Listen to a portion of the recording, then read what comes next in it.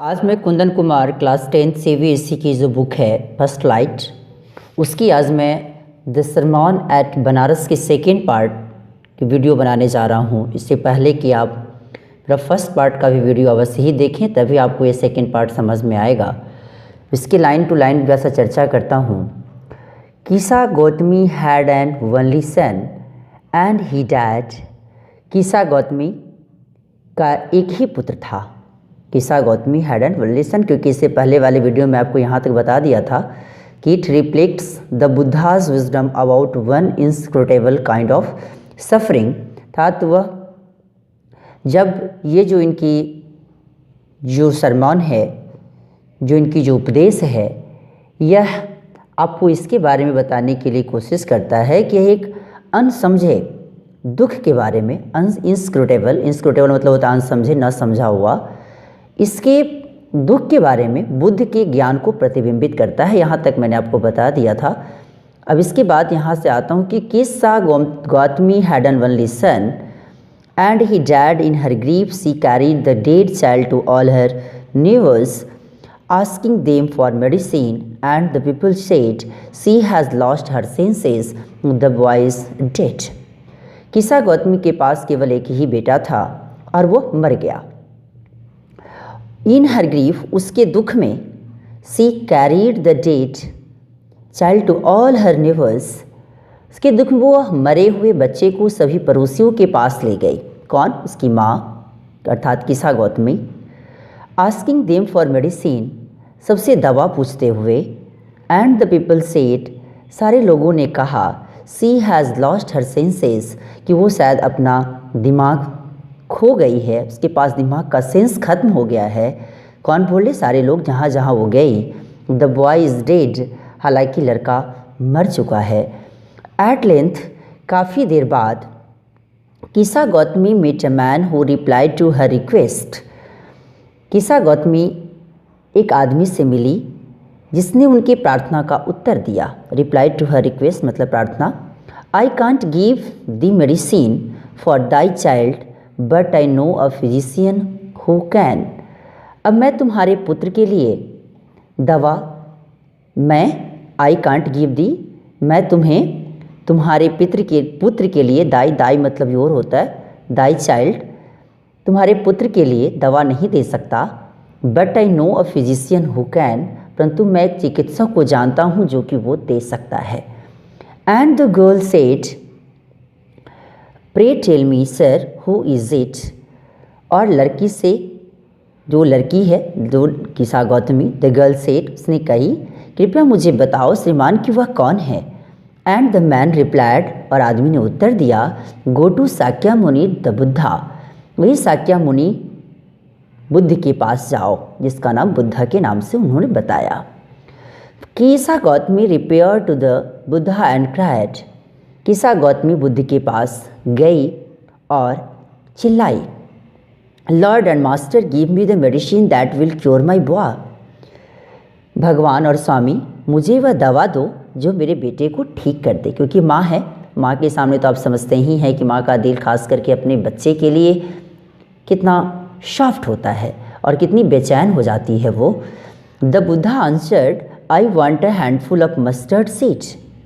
बुद्ध ने उत्तर दिया, जाओ मुझे मुट्ठी भर सरसों लाकर मुझे दे दो। मैं क्या चाहता हूँ कि I want a handful of mustard seed, मैं एक मुट्ठी भर केवल सरसों का बीज चाहता हूँ। And when the girl in her joy promise to procure it, और जब लड़की ने खुशी से यह लाने का वादा किया, तो द बुद्धा एडेड, तो बुद्धा ने कहा, the mustard seed must be taken from a house where no one has lost a child, husband, parent और फ्रेंड। याद रहे कि सरसों उस घर से तुम्हें लानी पड़ेगी जिससे किसी का बेटा, पति, माता, पिता या दोस्त न मरा हो। Poor Kisa Gautami now went from house to house and the people pitied her and said, here is mustard seed, take it। बेचारी पुअर किसा गौतमी, बेचारी किसा गौतमी अब घर घर घूमी और लोगों ने उस पर दया की द पीपल पिटीड, पिटीड में दया करना, लोगों ने उसके ऊपर दया की और उसने कही यहाँ हेयर इज़ मस्टर्ड सीड, सारे लोगों ने कहे कि यहाँ ये मस्टर्ड सीड है, टेक इट, ले लो। बट वेन सी आस्क्ड, लेकिन जैसे ही उसने इस बातें में एक टर्म एंड कंडीशन डाला और उससे पूछी, डिड अ सन और डॉटर, फादर और mother die in your family, क्या एक पुत्र या पुत्री, एक पिता या माता तुम्हारे घर में भी मरे हैं? They answered her, alas the living are few but the dead are many. वे इसको उत्तर देते हुए, बड़े दुख की बात है, जीवित कुछ हैं परंतु मरे हुए अनेकों हैं। Don't remind us of our deepest grief, please हमें हमारे गहरे दुखों को याद मत दिलाओ। And there was no house but some beloved one had died in it, और कोई घर ऐसा नहीं था जिसमें प्रियजन की मृत्यु नहीं हुई थी। स्वाभाविक सी बात है, जो आया है तो मरेगा। Kisa Gautami became weary and hopeless and sat down at the wayside watching the lights of the city as they flickered up and were extinguished again. किसा गौतमी थक गई थी, became weary, weary मतलब थका, थकावट का होना या थकान होना, hopeless बिल्कुल निराश हो गई थी, and sat down at the wayside और रास्ते के किनारे पर बैठ गई थी और शहर की रोशनी को देखती हुई, the lights of the city as they flickered, वे चमकती थी और एंड वर एक्सटिंग्विश्ड अगेन, पुनः फिर बुझ जाती थी। एक्सटिंग्विश्ड मतलब बुझ जाना। At last the darkness of the night rained everywhere, अंत में सभी जगह अंधेरे का साम्राज्य हो गया, रेन मतलब साम्राज्य हो जाना। And she considered the fate of men that their lives flicker up and are extinguished again, और उसने सोचा आदमी का भाग्य भी उनके जीवन चमकने के समान है, और वो भी कभी किस्मत जगते हैं, कभी किस्मत चमकते हैं और कभी किस्मत बूझ जाते हैं। और and she thought to herself, and she thought to herself how selfish am I in my grief. अब वो कहती है कि मैंने अपने आप में सोचा, कौन? वो लेडीज़ कहती है, मैंने अपने आप में सोच रही है बेचारी वो, मैं अपने दुख को कितनी स्वार्थहीन हूँ, जो मैं अपने दुख में के बारे में कुल इतना सोचती हूँ। Death is common to all, अरे डेथ तो सबके लिए बराबर है। Yet in this valley of desolation there is a path that leads me to immortality who has surrendered all selfishness. और तो भी इस दुखों से भरे संसार में एक रास्ता है जो उसको अमरता की तरफ ले जाता है, जो अपना स्वार्थीपन त्याग देता है। सरेंडर्ड ऑल सेल्फिशनेस, जिसने पूर्ण रूपेण अपने स्वार्थ को त्याग दिया, उसकी पूर्ण रूपेण जीवन, उसका अमृत की प्राप्ति हो जाती है जीवन में उसे। द बुद्धा सेड, बुद्धा ने कहा, the life of mortals in this world is troubled and brief and combined with pain. Buddha ने कहा, इन संसार में जीवन नासवान है, अर्थात मृत्यु को प्राप्त हो जाने वाला है और दुखों से भरा है।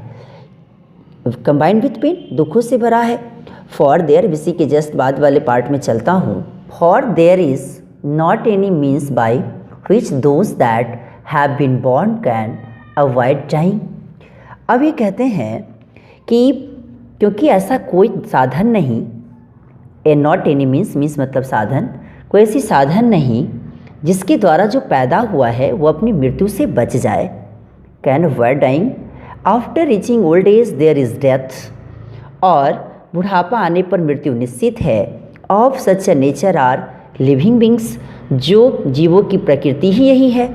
As ripe fruits are early in danger of falling, जो कि आप जानते हैं कि जिस प्रकार पके हुए फलों को पहले गिरने का खतरा होता है, डेंजर ऑफ फॉलिंग, गिरने का खतरा, डेंजर मीन्स खतरा।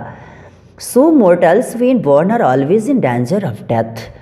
उसी प्रकार जो व्यक्ति जन्म लेता है, जब जीव पैदा होते हैं तो उसको मृत्यु का भय सताना शुरू हो जाता है, अर्थात उसका भी खतरा किसकी होती है? मृत्यु की। As all earthen vessels made by the potter end in the being broken, so is the life of mortals। जो आप जानते हैं जिस प्रकार कुम्हार के द्वारा बनाए गए सभी मिट्टी के बर्तन आखिर टूट ही जाते हैं, सेम इसी प्रकार जीवों का जीवन भी है। यहाँ पोटर मतलब कुम्हार होता है और ब्रोकन मतलब टूट जाना, और मोर्टल्स मतलब जीवन। Both young and adult, both those who are fools and those who are wise, all fall into the power of death, all are subject to death। अब जानते हैं दोनों छोटे या प्रॉड, दोनों जो मूर्ख हैं और समझदार हैं, सभी मृत्यु के विषय में ही हैं। सबको एक न एक दिन जो डेथ की जो पावर है उसमें सबको चला ही जाना है। Of those who overcome bye death depart from life, a father can't save his son nor kinsman their relations. आप जानते हैं, बुद्ध ने कहा कि वो जिनको मृत्यु आती है वो जीवन से चले जाते हैं। एक अपने पुत्र को भी नहीं बचा सकता, पिता भी अपने पुत्र को नहीं बचा सकता। और ध्यान रखना, जो रिश्तेदार होते हैं वो भी उन्हें बचा नहीं सकता। नॉर किन्समैन, जो भाई बंधु हैं, देयर रिलेशंस, वो भी उनको नहीं बचा सकते। मार्क, ध्यान रखना, while relatives are looking on lamenting deeply. जब तुम्हें याद होगा, जब तुम इसे ध्यान में रखना कि जब रिश्तेदार देख रहे होते हैं और शोक मना रहे होते हैं, और one by one mortals are carried off, और एक एक करके सभी लोग चले जाते हैं। Like an ox that is led to the slaughter, जैसे कि एक बछड़े को कसाई के यहाँ काटने के लिए ले जाया जाता है। So the world is afflicted with death and decay, और यही इसलिए संसार मृत्यु और दुखों से भरा पड़ा है। यहाँ अफ्लिक्टेड है, और अफेक्टेड मतलब क्या होता है? अफेक्टेड बाय सफरिंग, डिजीज और पेन, जो कि जब ये पड़ा हुआ अर्थात क्या कि भरा हुआ या अर्थात या पीड़ित होना। Therefore the wise don't grieve knowing the terms of the world, इसलिए जो व्यक्ति बुद्धिमान है वो शोक नहीं मनाते, वे जानते हैं कि संसार का नियम क्या है। Not from weeping not from grieving will any one obtain peace of mind. आप जानते हैं कौन? ऑन द कंट्ररी, रोने और दुख प्रकट करके किसी को मन की शांति नहीं मिलेगी, इसके विपरीत उसका दुख और बढ़ेगा। ऑन द कंट्ररी मतलब इसके विपरीत, his pain will be the greater and his body will suffer, ये चीज़ जान पर के और वो अपने शरीर का और ज़्यादा नुकसान करेगा, अर्थात कि उसे और दुखों का सामना करना पड़ेगा। He will make himself sick and pale, yet the dead are not saved by his lamentation, और जानते हैं कि वो खुद को कमज़ोर और पीला बना लेगा, तो भी मरते हुए को बचाया नहीं जा सकता। He who seeks peace should draw out the arrow of lamentation and complaint and grief। और आप जानते हैं कि शोक, शिकायत और दुख को क्या कर देना चाहिए? हमें त्याग देना चाहिए। उसे जो व्यक्ति समझदार होते हैं, जिसके पास बुद्धि होती है, वो उसे क्या करते हैं कि उसे इसके बारे में कुछ थोड़ा सोचते भी नहीं हैं। और he who has drawn out the arrow and has become composed will obtain peace of mind। और जानते हैं, वह जिसने शोक के तीर को निकाल दिया है और वो शांत हो चुका है, has drawn out the arrow, drawn मतलब निकाल लेना, जो अपने इस प्रकार की दुखों वाली सोच की, अब कोई सोच को अगर बाहर निकाल लिया है तो वो ऑब्वियसली, और वो शांत हो चुका है, तो वो क्या करेगा? He who has overcome all sorrow will become free from sorrow and he blessed, और वो मन की शांति को प्राप्त करेगा। वो जिसने सभी दुखों को जीत भी लिया है, उससे सारे दुख उससे खत्म हो गए हैं, एंड बी ब्लेस्ड, और वो दुखों से मुक्त भी होगा और एक दिन वो धन्य भी हो जाएगा। एंड बी ब्लेस्ड, यहाँ ब्लेस्ड मतलब धन्य हो जाने का सेंस लगाएगा, ठीक है। और आज आपका ये चैप्टर पूर्ण रूपेण कंप्लीट हुआ। और ये वीडियो आपको कैसा लगा इसके बारे में लाइक, सब्सक्राइब एंड कमेंट करना ना भूलें, और इसे शेयर भी करें। Thanks a lot.